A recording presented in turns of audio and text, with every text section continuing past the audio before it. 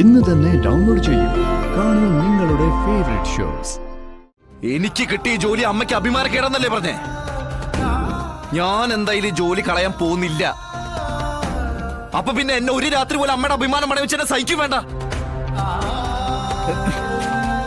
ഞാൻ ഈ രാത്രി തന്നെ ഇറങ്ങുക. എടാ, ഡ്രൈവർ പണി അന്തസ്സുള്ള പണി തന്നെയാ.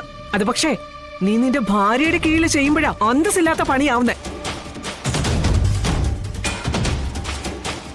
അവൾക്ക് ചായ വാങ്ങിക്കൊടുത്തും ഫയല് പൊക്കിക്കൊണ്ടുപോയി പിന്നാലെ നടന്നു. ഒക്കെ അവള് പറയുമ്പോ സാറേന്നും മാഡമെന്നും ഒക്കെ വിളിച്ച് ഓരോരോ കാര്യങ്ങൾക്കായി പിന്നാലെ നടന്നും വരുമ്പോ അവൾക്ക് തന്നെ തോന്നും ഇങ്ങനെ ഒരു മരങ്ങോടനെയാണല്ലോ എനിക്ക് ഭർത്താവായി കിട്ടിയെന്ന്.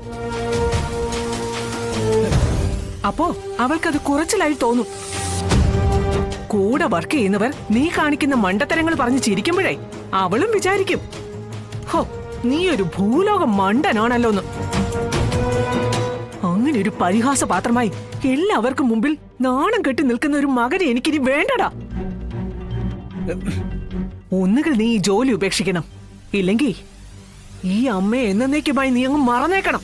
ഭാമേ, നീ എന്ത് വിവരല്ലേ പറയുന്നേ? ആദ്യമായിട്ടാ അവനൊരു ജോലി കിട്ടുന്നേ.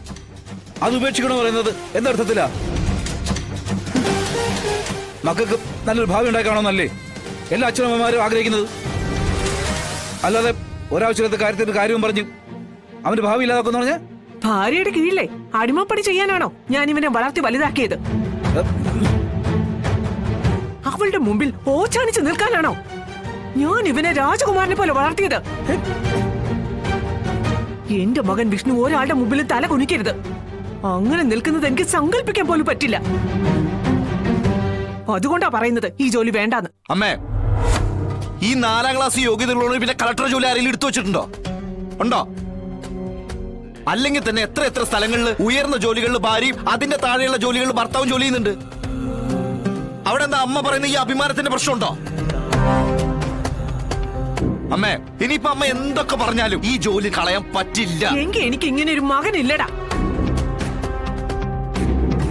ഈ രാത്രിയിൽ ഇറങ്ങിപ്പോണെന്ന് ഞാൻ പറയുന്നില്ല, പക്ഷേ നാളെ മുതൽ നീ ഇവിടെ താമസിക്കാൻ പാടില്ല.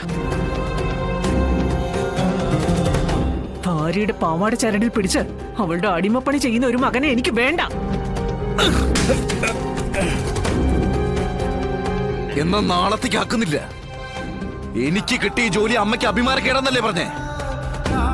ഞാൻ എന്തായാലും ജോലി കളയാൻ പോകുന്നില്ല. അപ്പൊ പിന്നെ എന്നെ ഒരു രാത്രി പോലെ അമ്മയുടെ അഭിമാനം പണയവെച്ചെന്നെ സഹിക്കും വേണ്ട. ഞാൻ ഈ രാത്രി തന്നെ ഇറങ്ങുക. എടാ മക്കളെ, നീ ഇപ്പൊ പോണ്ട രാത്രിയിൽ. ഭാമേ, ദേഹം പോവാന്ന്. എവിടെ പോകാനാ? അവന്റെ മുതലാളിയുടെ വീട്ടിൽ പോയി താമസിക്കാനാവും. ജോലിക്കാരനല്ലേ, ആശ്രിതൻ. കൈയും കെട്ടി ഓച്ചാനിച്ച് നിൽക്കുന്നവൻ പോയി നിക്കട്ടെ. തൊഴുത്ത് പിടിച്ച് അവളുടെ മുന്നിൽ അങ്ങ് നിക്കട്ടെ. അച്ഛാ, മുകളിൽ ആകാശവും താഴെ ഭൂമിയും, അതിനുള്ളിലുള്ള എവിടെ ഈ വിഷ്ണുവിന് വിഷ്ണുലോക? പിന്നെ എന്തിനാച്ചാ ഞാൻ ഭയക്കുന്നേ?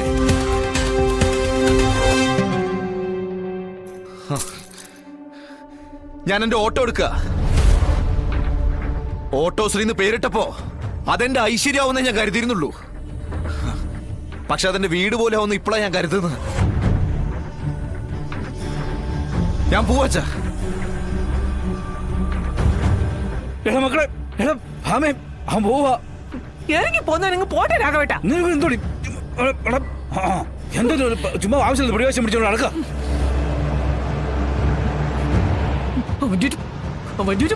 അവൻ്റെ ലഡു.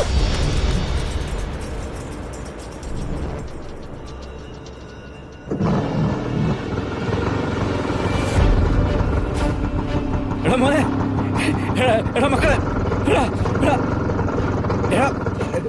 മക്കളെ, അമ്മ എന്തെങ്കിലും പറഞ്ഞു വെച്ച്. അപ്പൊ അച്ഛാ, അമ്മയാണെങ്കിൽ ഈ ആട്ടുന്നുപ്പ് എത്ര നാൾ കേൾക്കുന്നു വെച്ചിട്ടാ? എത്ര നാളായി തുടങ്ങിയിട്ട്? ഇതിനൊരു അവസാനം ഇന്നത്തോടെ ഉണ്ടാക്കണം. അച്ഛനെ തടയല്ല അച്ഛാ, എനിക്ക് പോണം. എടാ മോനെ, എടാ മക്കളെ, എടാ മോനെ, എടാ മക്കളെ.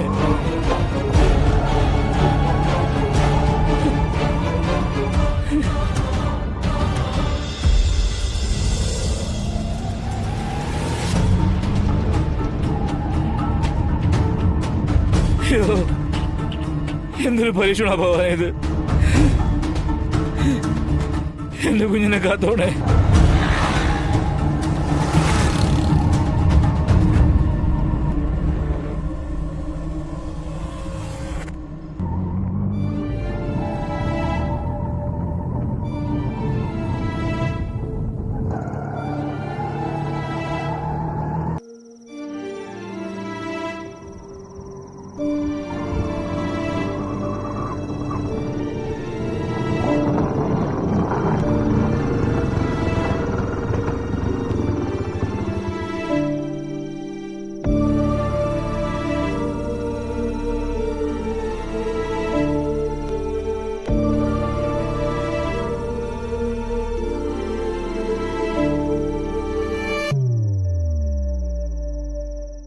ഒന്നുകിൽ നീ ഈ ജോലി ഉപേക്ഷിക്കണം, ഇല്ലെങ്കിൽ ഈ അമ്മയെ എന്നേക്കുമായി നീ അങ്ങ് മറന്നേക്കണം.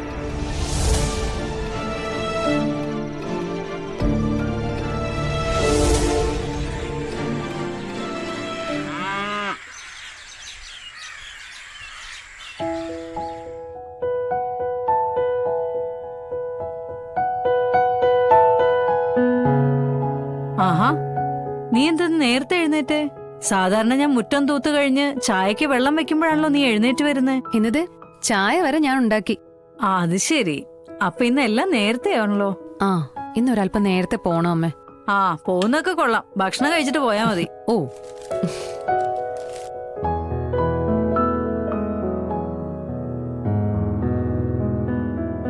ഇതാരുടെ ഓട്ടോ?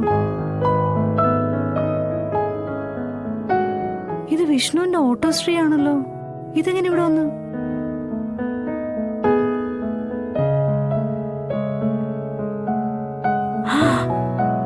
ഇതെന്താ ഇങ്ങനെ വന്നിടന്ന് ഉറങ്ങുന്നേ? മോളെ, ആ ദേ ഇവിടെ വിഷ്ണു. വിഷ്ണുട്ടനോ? എവിടെ? നിങ്ങി വാടി.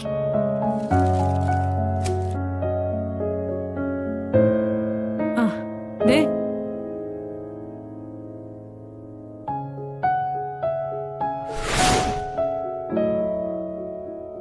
ഇതെപ്പ ഇവിടെ എത്തി? ഞാൻ നോക്കട്ടെ.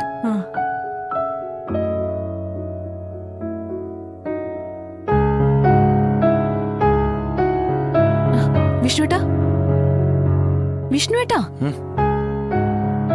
എഴുന്നേറ്റ്.